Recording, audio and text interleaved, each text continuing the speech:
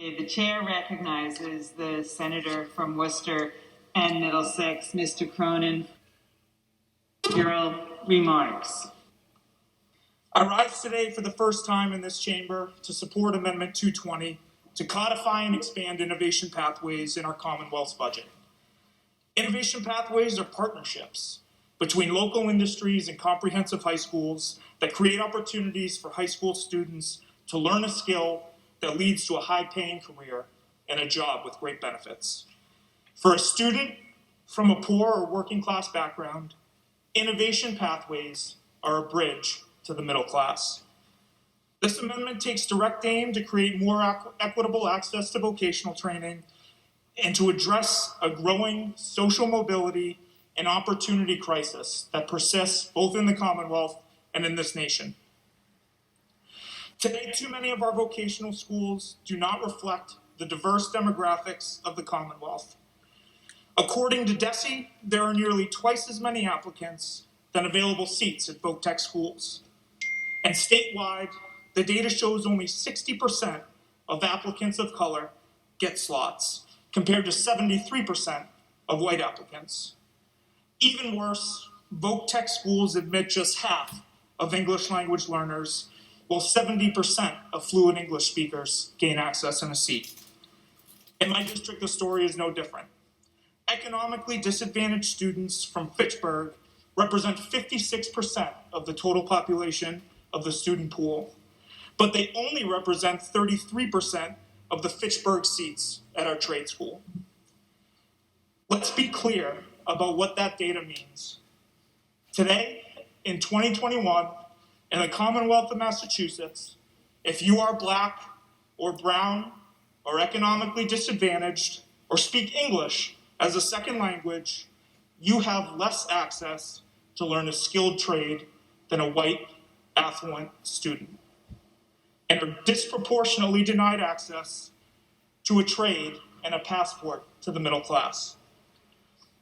Madam President and Chair Rodrigues, I am deeply grateful for your leadership in building this budget for the Commonwealth that presents a clear vision and way ahead to close these opportunity gaps and provides more access to vocational training than ever.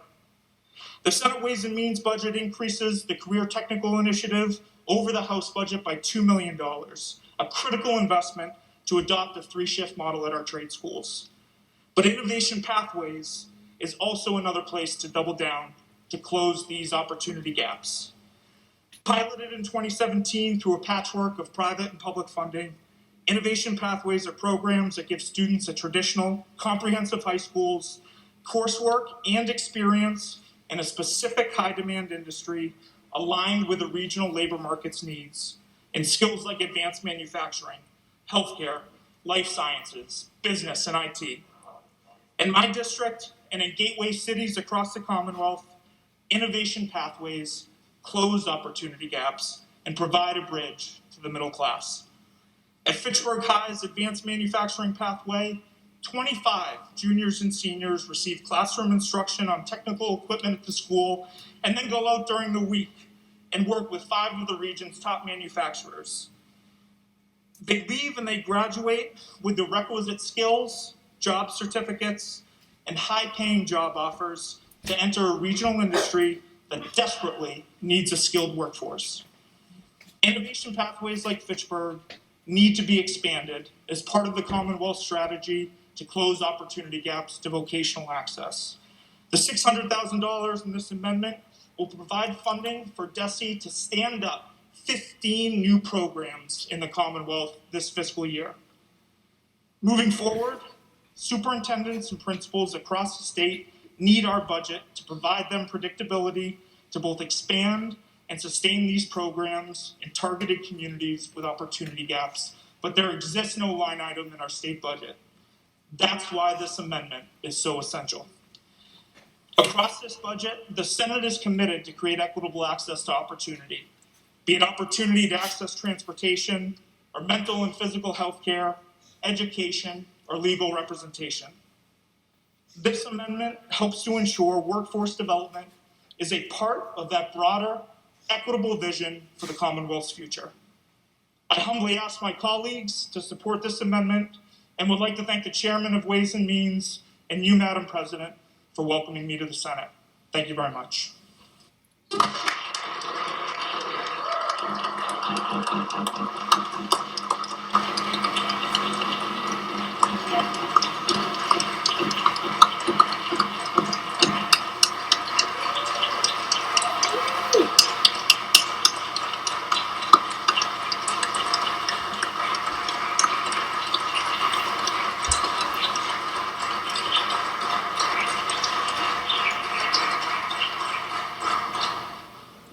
Chair congratulates the senator from Worcester and Middlesex. Great inaugural speech. Congratulations. The chair recognizes the senator from Suffolk and Middlesex, Mr. Brownsberger. That the gentleman's remarks be spread upon the record. Thank you.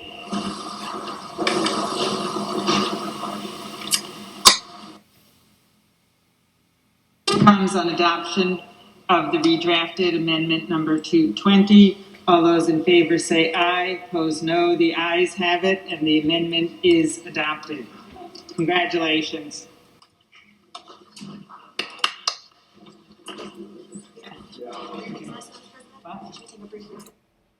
Brief recess.